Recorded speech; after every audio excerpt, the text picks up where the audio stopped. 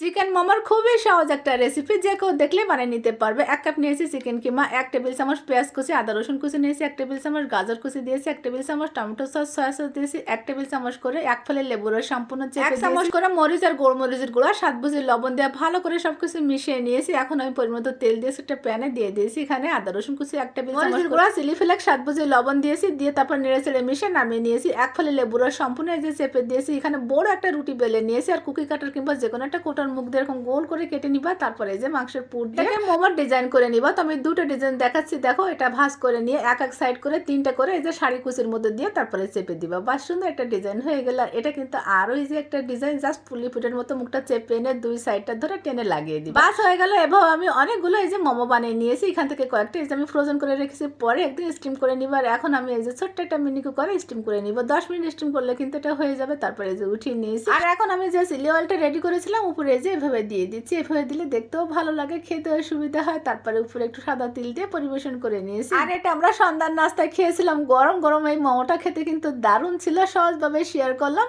Try করে দেখতে পারো।